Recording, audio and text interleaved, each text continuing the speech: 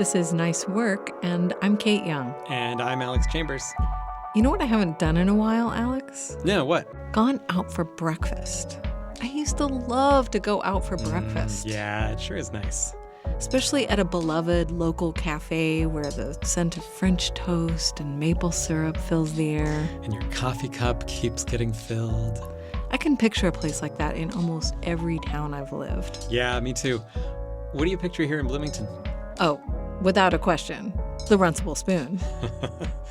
The Spoon is great, and something else I love about the Spoon is that it's the kind of place that would let you send in several shifts of students to record staff and customers for 12 hours straight for your podcast class. Exactly. And that's coming up on Nice Work after this.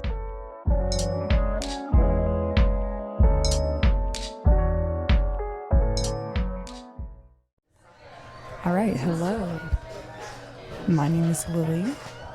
It is 10 a.m. at the Runcible Spoon, 10:02 to be exact. Yeah, it's going to be a good day. It was a good day. Over 12 hours, 6 students in their early 20s showed up at the Spoon, mics in hand, to record a day in the life of the place. The place, the Runcible Spoon, is a restaurant here in Bloomington. It's on 6th Street, downtown, a block and a half east of Indiana University. The students were my students. I'm Alex Chambers. Hi. I teach an advanced podcasting class at the IU Media School, and this group of awesome students were inspired by a This American Life episode called 24 Hours at the Golden Apple. They decided to give it a try with an equally beloved restaurant here in Bloomington. So before we get to that, let me set the scene. The Runcible Spoon is in an old house. It's surrounded by other big old houses that have been turned into apartments for students. To go in, you walk past outdoor seating in what was once the front yard. You go up a few steps to the porch and open the front door.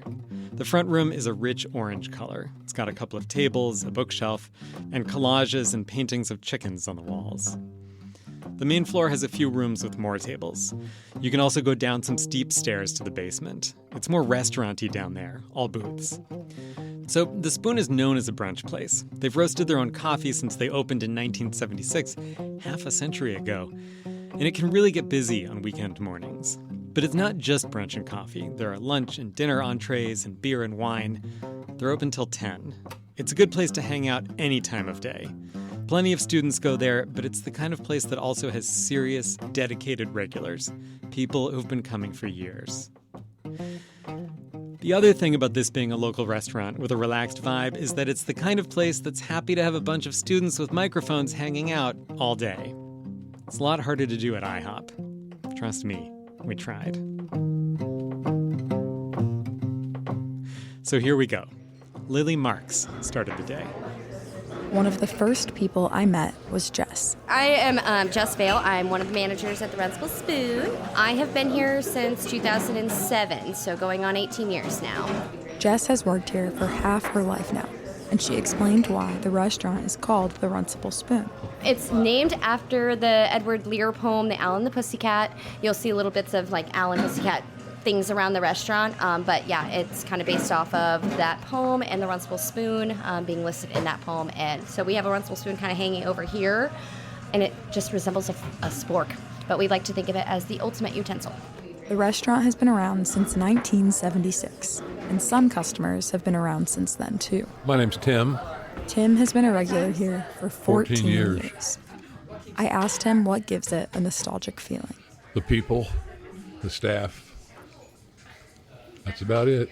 It's a good place. Plus, when I came here, Bloomington was changing into what it's become now with all the apartment buildings. And I came here and this is Bloomington, like from the 70s and the 80s. So it just felt like home. What about it feels like a nostalgic feeling? Have you been to any other places in Bloomington? Have you seen any other place like this? Well, that's it. I'm Haley.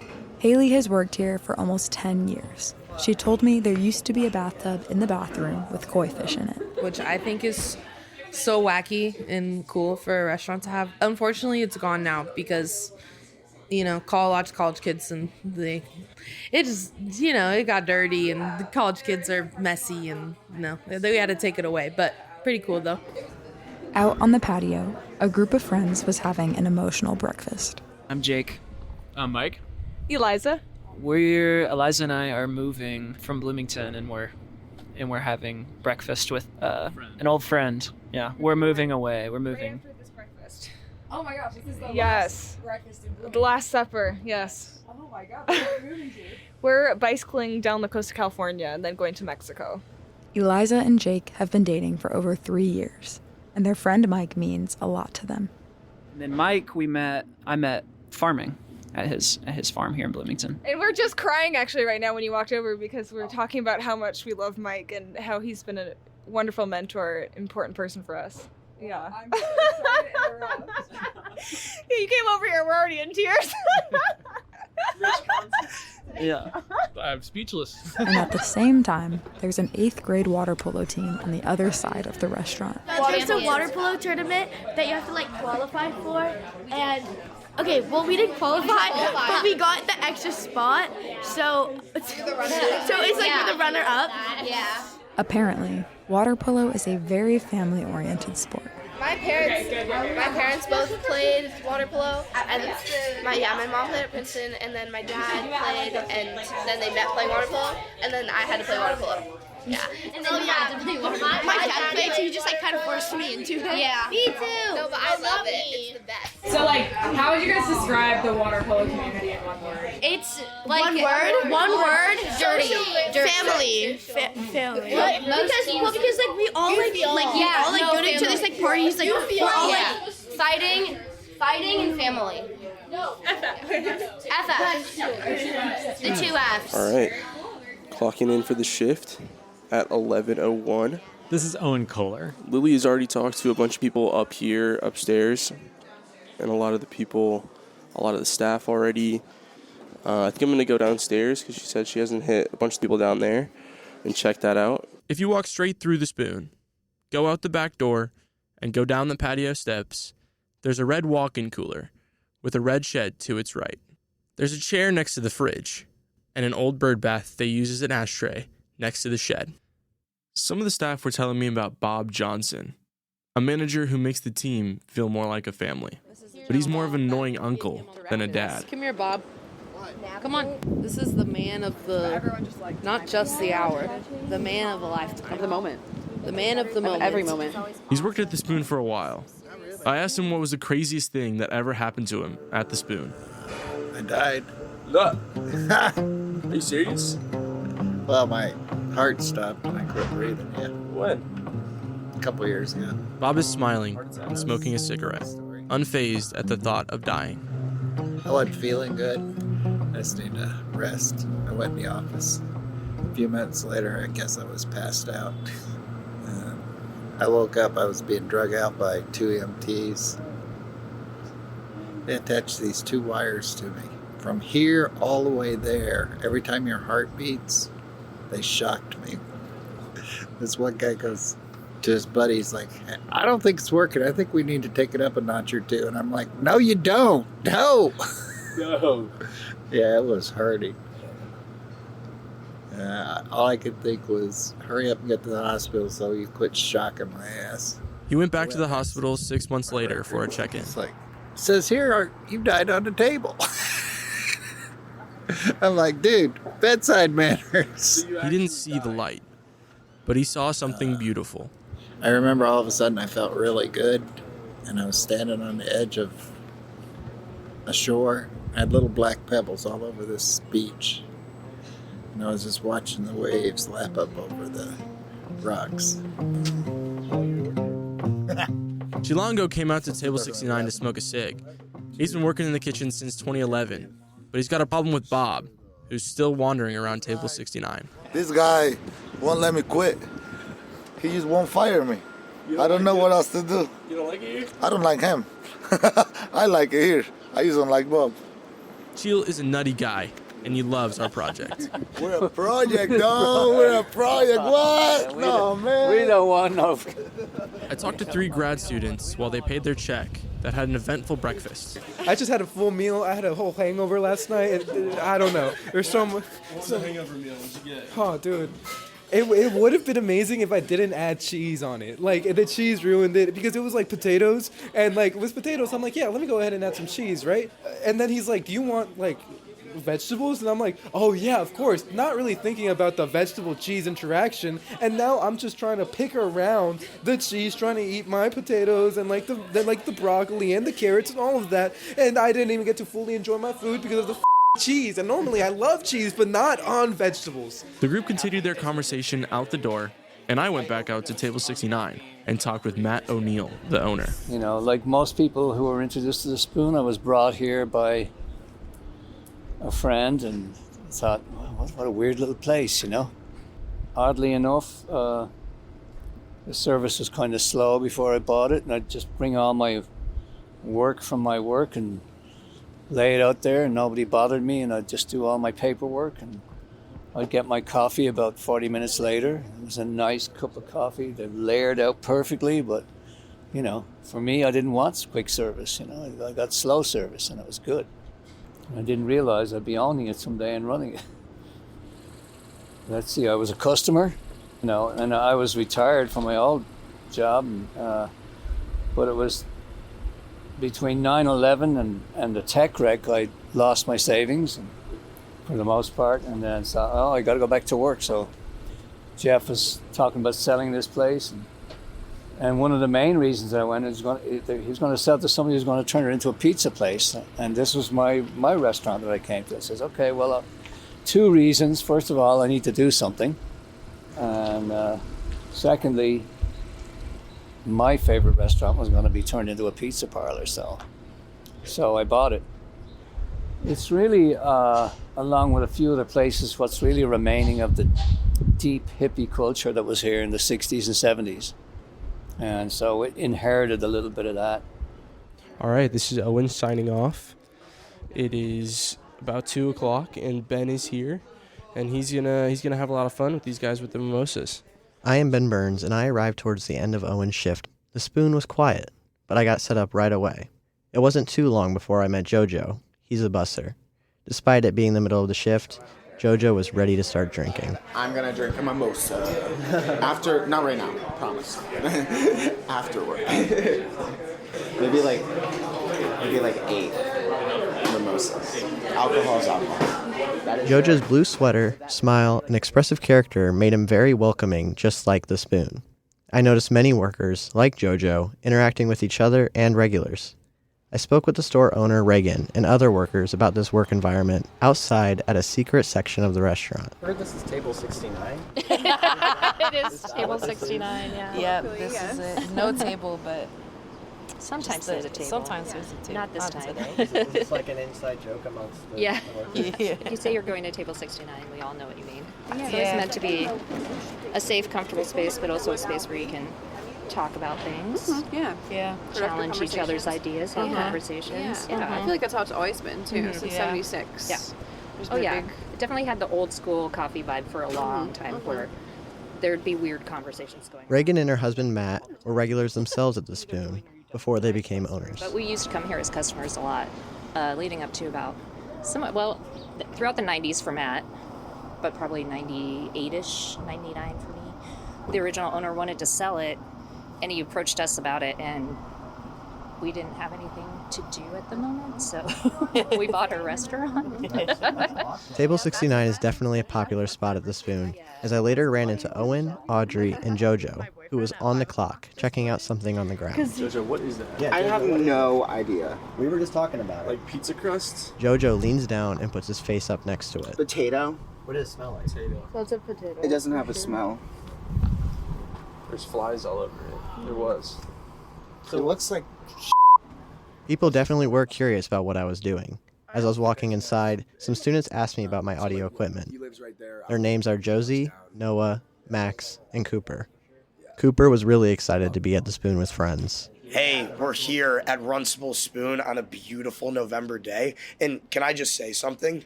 I'm really surprised how warm it is this time of year.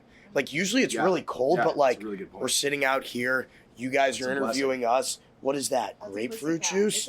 A pussycat. She's drinking a pussycat right now. She just came from Colorado. We're living life right now. What's your name?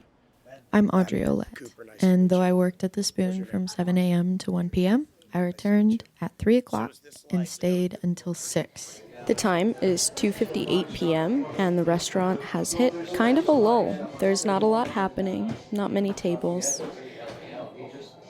Downstairs, the opening servers and baristas are enjoying their time together, rolling silverware, closing their accounts, and getting ready for their evening. What did you make for me, Jess? I just made what we're calling a pussycat this year. This month. It is an apple cider mimosa. So champagne and apple cider. So then it's going to be a total of 3 pitchers right now. I told the guys on the back porch that every time I bring one out, they have to meow. We're in a clash. Meow, meow, meow. Meow. Jess often chops it up with her tables, and I asked her why this is. I don't know. I think it's just like I'm kind of a socially awkward, anxietal person. And serving kind of allows me to forcefully get myself out of that realm. Jess then poured out a 2-hearted ale for a man sitting in front of the barista kitchen. Not really. This is Herb, who's been coming to the Runcible Spoon since he was an undergrad in 1986. Well, it's great food, great atmosphere, great people. Has an eclectic vibe to it that I really like. Yeah, I mean, it's just a good place I think it's one of the best restaurants in the city. He had stopped in because he was on a walk. I usually get the salmon with mashed potatoes and vegetables. Yeah, I try and get out every day for a walk. Try and get in about 5 miles of walking. He used to frequent the establishment weekly. He and his wife would dine in for what they called Sunday Fun Day dinners. But they cut their hours back on Sundays, so I think they closed Sundays at 5, and we used to come at 6:30. So not so much anymore, but we used to come every Sunday almost. Herb told me about his upbringing in Gary, his time at IU, and where he went after. I asked him what his most bizarre experience as an undergrad was. Well, I used to work at Nick's, and closing one night, there was a big rat that came out, and we had to beat the rat with a broom and beat it out into the alley. Oh my goodness. Yeah. Actually, one time the rat did come out in the middle of I think it was a football weekend. There was a rush in the back room. There was a lot of people, and the rat came out. I think he was. I probably got rid of him, so there's probably no rat. Probably aren't rats there anymore. I would hope. Yeah. I've never heard of rats being at the Spoon, but Haley mentioned those koi fish earlier. Matt, one of the owners, remembers them differently. He said that the original owner put them there. And he kept fish. And one of the fish was put an old bathtub in there, and he kept those Japanese fish in there.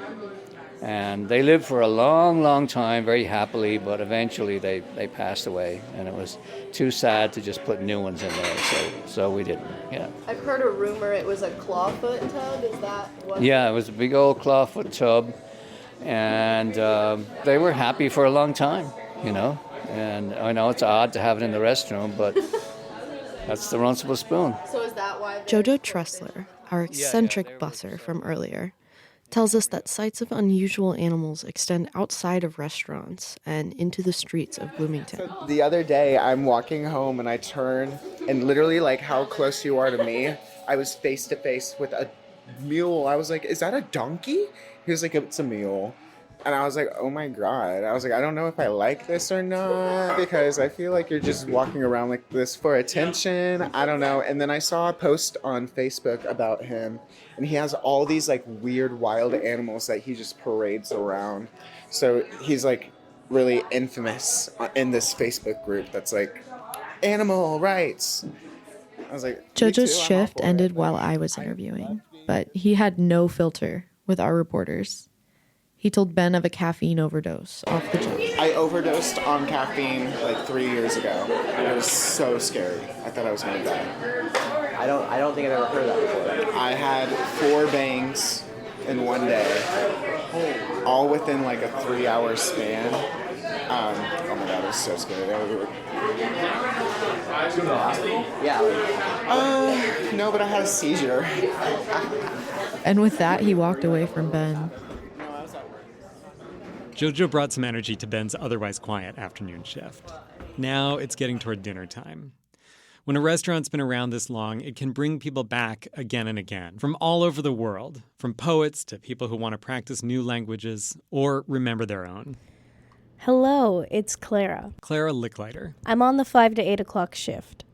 It started out with people being hesitant to speak, only wanting their early dinners in silence. But then I ran into poet Darcy Fisher. She's a close friend of the co-owner, Regan. I met her through my friend Matt, through my friend Bridget, which was my middle school classmate from Catholic middle school from St. Charles. She's a crazy girl, wonderful, crazy, lovely person, and we just basically we resonated to this. This is our home. This is kind of like people's home. It's a good safe place for artists and for the community. It's a community staple. In the last 30 years, Darcy has lived in China, Bangladesh, and other places around the world. She's co-written novels, hosted slam poetry, and even raised a family. But any chance she's back in Bloomington, you'll see her at the spot that has remained in her heart the whole time. It's a very warm place, which has a lot of comfort and support. This place saved my life a couple times in terms of like situations. And it's lovely. So I met people here, and this is where I come back to. This is my second home. So I'm here way more than I should. But it's the place I always come back to. So you want me to do a poetry on demand for you? I can do that for you. About the spoon. A poetry on demand piece about the spoon. I can definitely do that. Do you want a haiku about the spoon? Yeah. All right. We eat, drink, and live to bring hungry minds happiness, framed in pumpkin walls.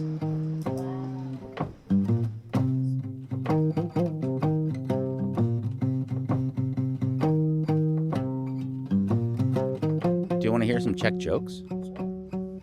Okay, so there was an old Czech woman who had two cats that looked very much alike. And to differentiate the two, she named one Mitska, the other one she drowned in a river.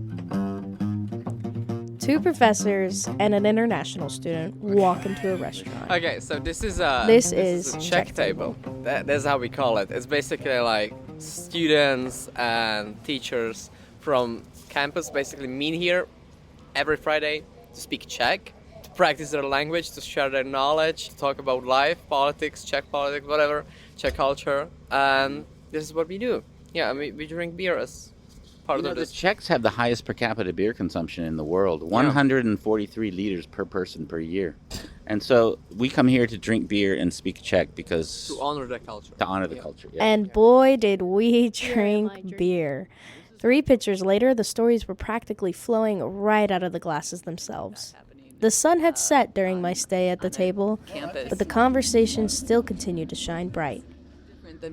This brought me to the chaotic party that takes place during Welcome Week at Czech University. So during a Welcome Week in Czech University, this is a true story, 100% true.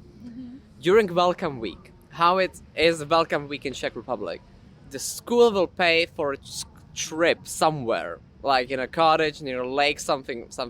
They'll like rent this like old house, okay? They'll buy like gallons and gallons of beer for free, and the whole like 4 or 5 days, it's like party all day, all night on beer. They drink with their professors, they drink with their like staff and everything. It's like the start of the school. They get to know each other, and after a week they'll go back to Prague and they'll just have a happy next 4 years. It's a true story. It's how the first week and Czech universities go. So they make friends, girlfriends, I don't know, and they go back. With their and also the professors are very much partying hard also. It's a very interesting experience. Now, as the night progressed into Joe's segment, Czech Table simply did not end. They even invited me to stick around after my shift, to which I can say, I made new friends. So I have a question. At 7 o'clock, my closing shift starts. I'm Joe. Joe Ringer. The Spoon is nearly dead. An old regular, Mike, was ordering his second meal of the day from the Spoon. I'm one of the story people. Yeah, I'm Mike. Yeah, I started coming here in 77. I worked across the street at what was then the Poplars. Mike had lots of stories on the place, and of course, he had his own input on the bathtub fish tank lore. One of the waitresses was going on vacation and had goldfish in her apartment, and she was worried about them not surviving, and so she asked if she could fill the bathtub in there, which was this regular bathroom, with water, and then put the fish in it and then take them out when she came back. She never came back. Yeah. And so they stayed there forever, and they became an institution. And Mike added further lore, not just to the origins of the fish bathtub. Apparently, the Runcible Spoon's bathroom made the Travel Channel's top 10 bathrooms in the world. The funny thing about the story about the bathtub, and this is the best story, I think, is that the Travel Channel came here to document the bathroom. And they had a full crew, and they put an underwater camera in the bathtub, and they had lots of pictures of the fish swimming around and some footage of the Spoon. But the funny thing was they decided none of the Spoon customers looked attractive enough for the clip. And so they hired two sorority girls who were wandering around outside as being adequate. And then I think they were sitting at that table, and they were now Spoon customers for the purpose of, I thought that was pretty weird. Other than Mike, the only real liveliness is at the Czech table on the patio. Clara, not recording anymore, is still learning foreign phrases. And both of us from the podcast class indulge in a couple of Czech-approved beverages. Don't tell Alex I am a little drunk. Wait, but who's Alex? That's part of That's it. our professor. He said don't get drunk. He said you could have a few drinks, but I did get a lot of great material. Alexi, tak. Na zdraví. Na zdraví. Na zdraví. Nadržený. To close out the place is another old regular of the Spoon. Dawn has been dining in since the restaurant opened in 1976. Rain, shine, or in this case, very cold, Dawn will sit on the back porch, and here's why. I don't have a life. What do you mean? I'm retired. I stopped doing wives and girlfriends, so I force myself to come here every night just so I don't become a complete hermit. But I like the place, and I've always liked it. And plus, a few years ago, a friend of mine got mugged really badly right here, the alleyway right there. She was a waitress at Nick's, and she got mugged on her way home. And so I don't like leaving the baristas here alone. I mean, I'm no longer the fighting force I used to be, but sometimes just a male presence can stop problems. Hey, Dad. Hi, Josie.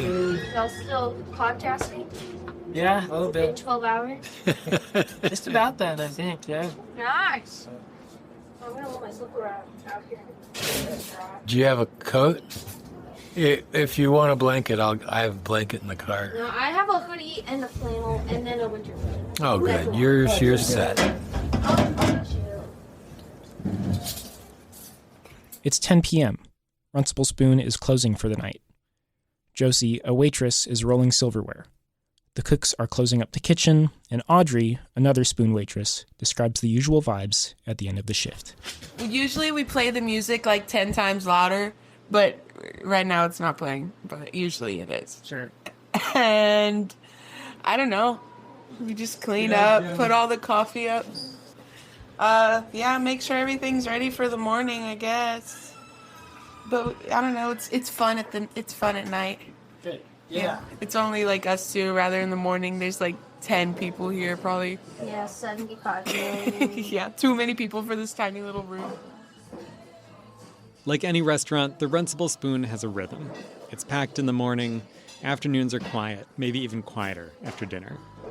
That rhythm has repeated itself day by day, week by week, for 50 years.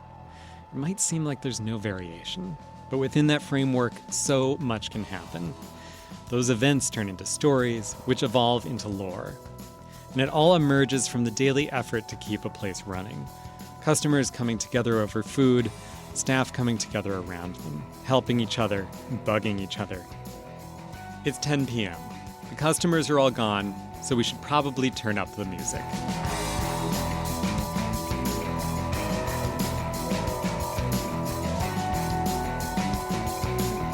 This story was recorded from 10 a.m. to 10 p.m. on Friday, November 7th, 2025. It was produced by the students in my advanced audio storytelling class that semester. In order of appearance, that's Lily Marks, Owen Koehler, Ben Burns, Audrey Ouillette, Clara Licklider, and Joe Ringer. Thanks to Runcible Spoon co-owner Regan O'Neill for helping us coordinate this and welcoming us in. And thanks to everyone who shared their stories. For Nice Work, I'm Alex Chambers.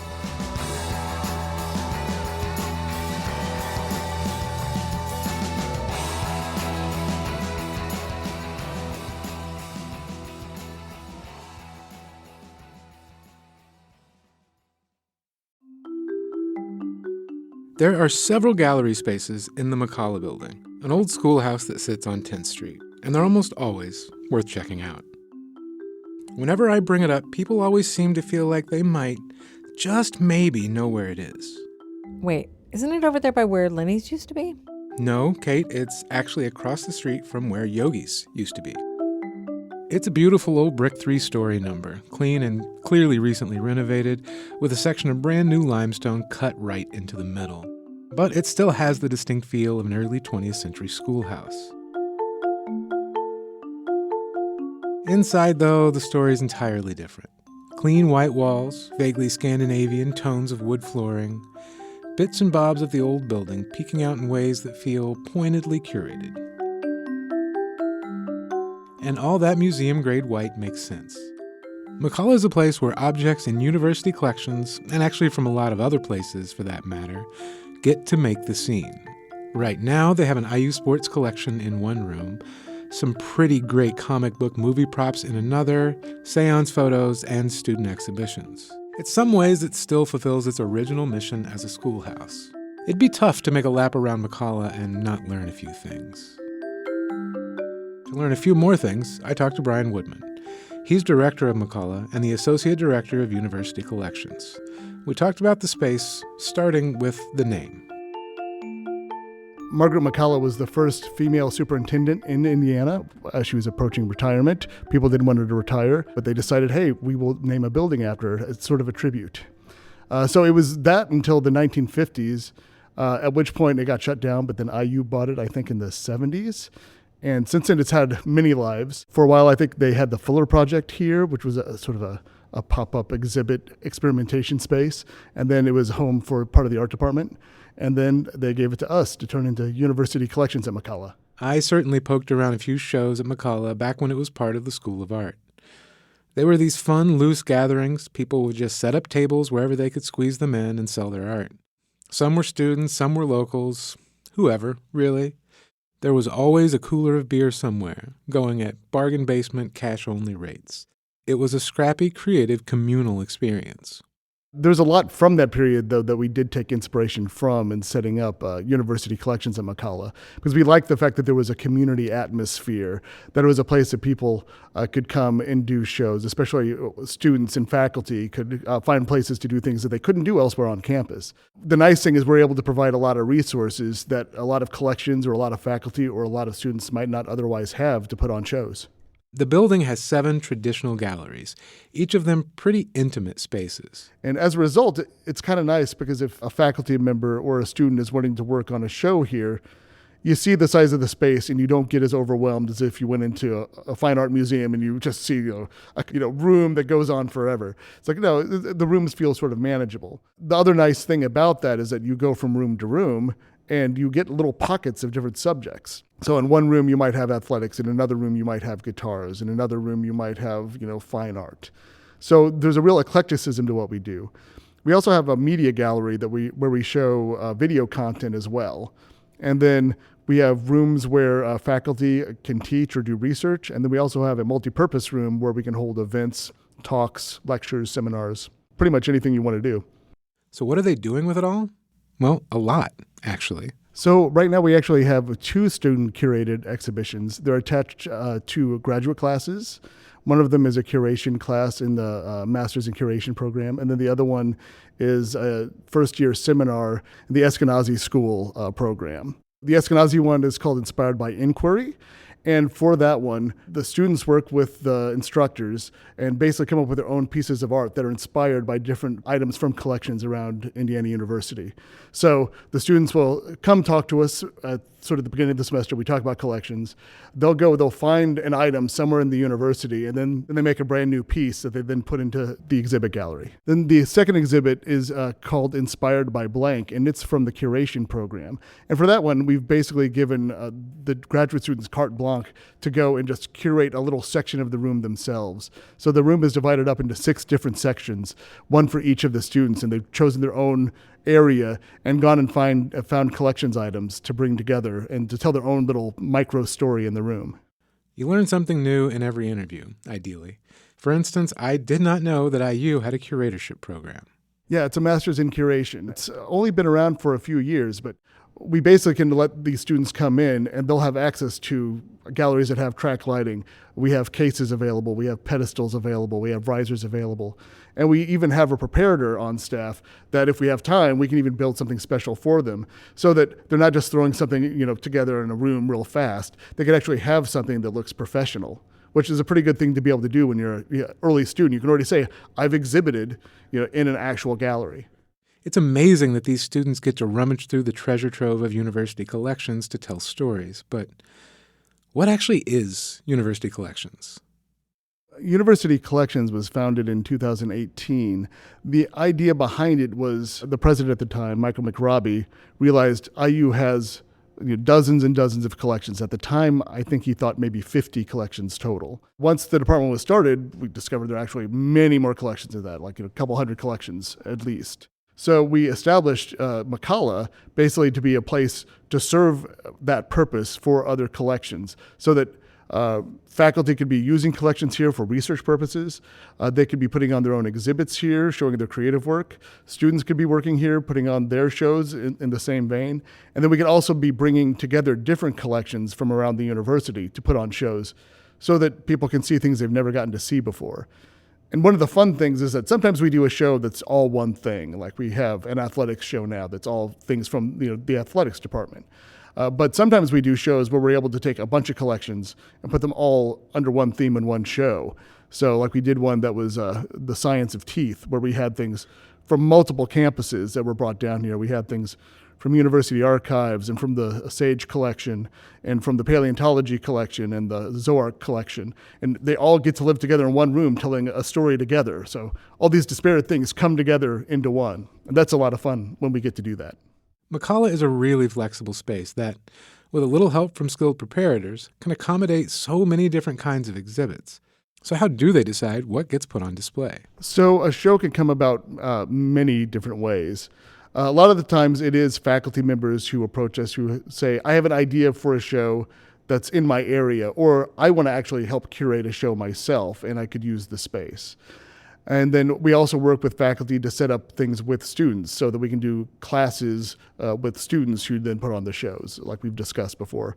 And then sometimes it's just, you are around town, you're talking to people, and someone just has a really good idea, and you see, oh, that idea is something that we can put together with another faculty member in their research area. Or we can put that together with this other collection somewhere else in the university. We can start seeing how they connect. So it kind of happens organically. What's the timeline? How long does it take to get something from idea to gallery? That can vary a lot, and sometimes it depends on the type of show. Ideally, you'd like to think we'll have at least a year to go from idea to the finished product. So actually right now, the seance exhibit that we're opening is one of those examples where the opportunity arose because a faculty member, Phil Ford, is helping to organize this larger program of Weird Academia with different talks and movie screenings. And so we were asked, well, do you think you can also put on an exhibit because we have a photographer, Shannon Taggart, coming into town for these other events, and she's got this amazing photography. And we were like, well, let's see if we can find a way to make it work. And we were able to free up some room in a gallery, put it together in 2 to 3 months, and we'll have it up for a couple months. So that's definitely the quicker side of what we tend to do. Usually more time than that, but I mean, we like to think anything's possible. We have 7 different galleries where we're putting objects. We're constantly cycling through. So when we do the faster ones, it is usually finding a way to fit it in with things that we've already had in the queue for a while. But we have a really good team that's extremely dedicated. So, if you have the right people with the right attitude who really work together, you can pull things off really quickly.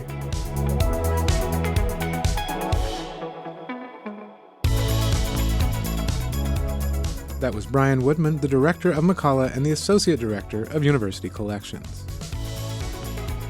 They move pretty fast at McCullough, so you can check the IU Collections website to find out what they're up to. Or even better, you can pop in and see for yourself. The galleries are open Tuesday through Friday, 11 to 4.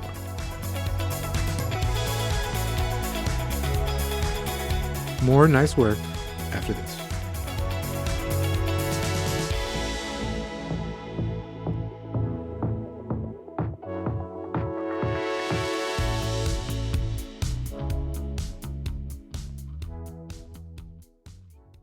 I think we should talk about the book first. Start with the book? I do. I just feel like it's, because I think it's the most meaty.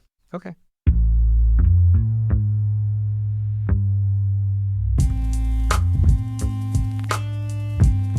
So this is a segment we're doing. We've got 3 different things. Each of us brought in something. And Alex, you brought in, what did you bring in? I brought in The Rose Field, which is the Book of Dust Volume 3 by Philip Pullman. It's the second trilogy in the Golden Compass world. You may have heard of the Golden Compass. His Dark Materials. His Dark Materials is the name of the trilogy, and that came out in 95.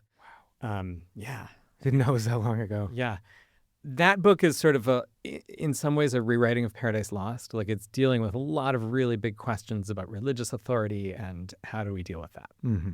And it's just a great story with world building and adventure and characters and all these things. Lyra is an amazing character. She's like fierce and brilliant and like deeply feeling also. So much more to say about her. But a few years ago, the first book in this next trilogy came out. It's called La Belle Sauvage. Yeah.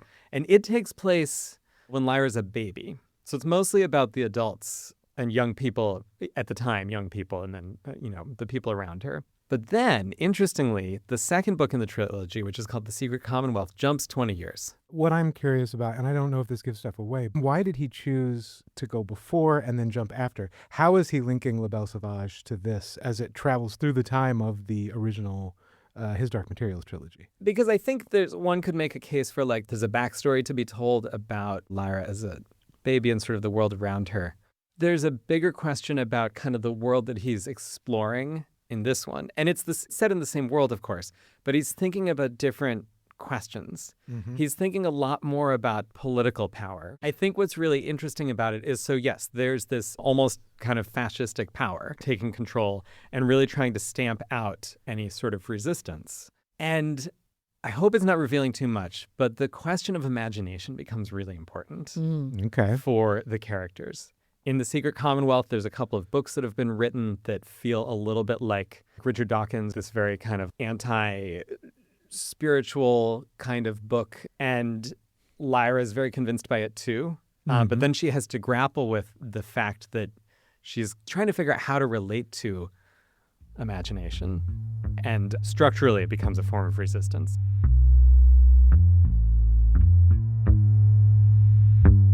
Just to wrap up, I will say I think The Secret Commonwealth and The Rose Field and the whole trilogy are really asking interesting questions about this historical moment that we're in right now. Oh, yeah, that's important. Political power and authority.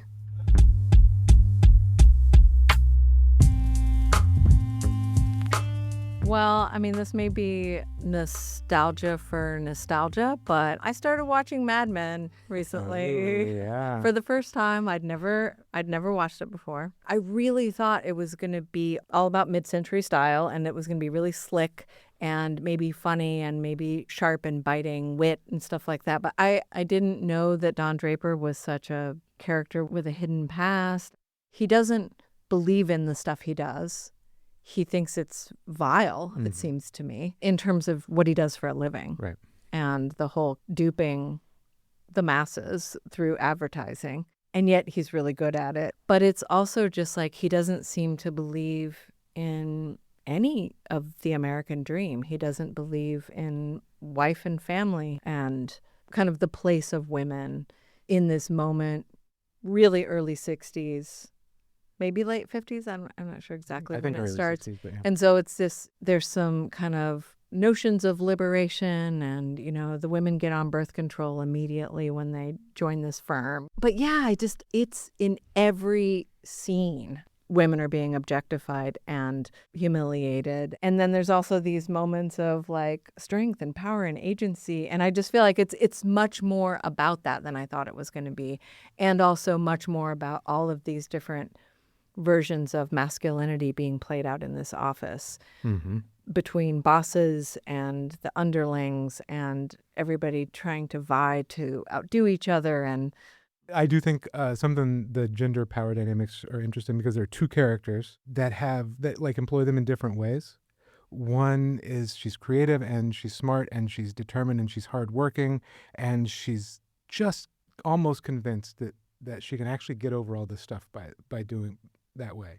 And then no spoilers. And then another one like uses her sexuality, but also understands that we cloister power to the genders, and that she's been given the power over the women, and like it's a lot of power. Yeah. And so there are these two different ways that these women are playing in this institution to kind of gain power whichever way they can, and just to get on equal footing, really. Yeah.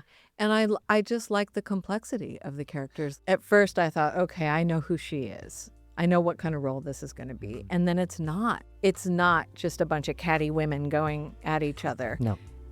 There's all different kinds of respect and managing these relationships. It's pretty interesting.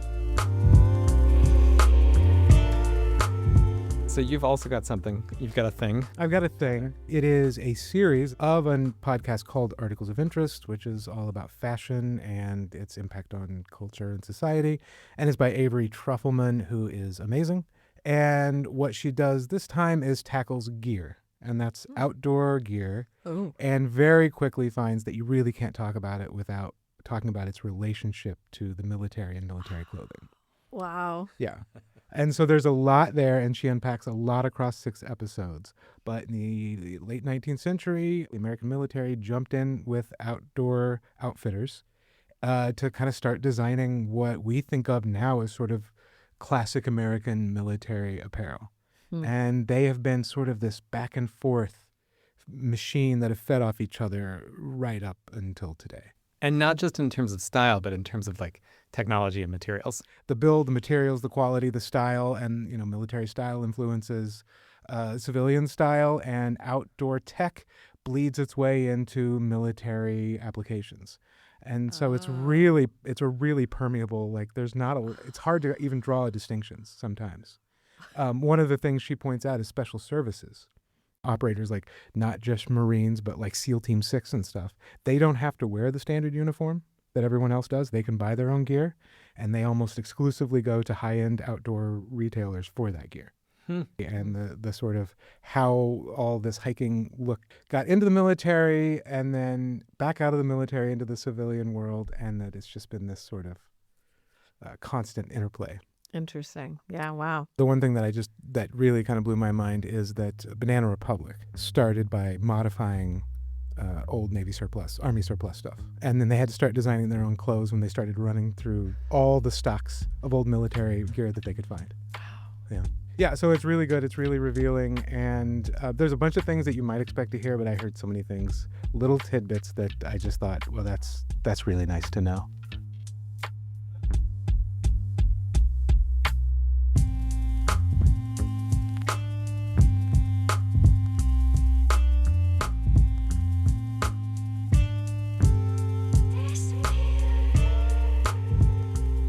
That's our new segment here on Nice Work. We're calling Check 'em Out If You Want, where we each talk about a thing we're listening to, reading, or watching. I brought in The Rosefield, Volume 3 in the Book of Dust. That's the second trilogy by Philip Pullman, set in the same world as The Golden Compass. I'm watching the TV series Mad Men. It was recently released in its entirety on HBO Max, so I'm not the only one. You might want to check out a recent New York Times piece by Maya Phillips, looking at how the series handles racial representation. And Tyler was talking about the podcast Articles of Interest, hosted by Avery Trufelman.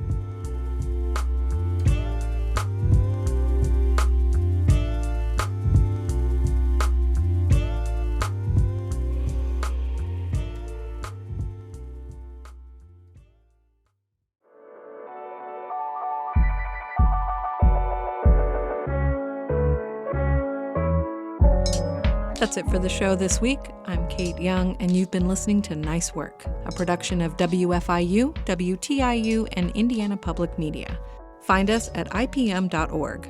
This episode was produced and edited by Kayte Young. We get production help from Danny William, Holly Wilkerson, Carl Templeton, Leo Pies, Jillian Blackburn, and Jonah Ballard. Our theme music was composed and performed by Alan Davis. Additional music from Universal Production Music. The executive producer is Eric Bolstridge.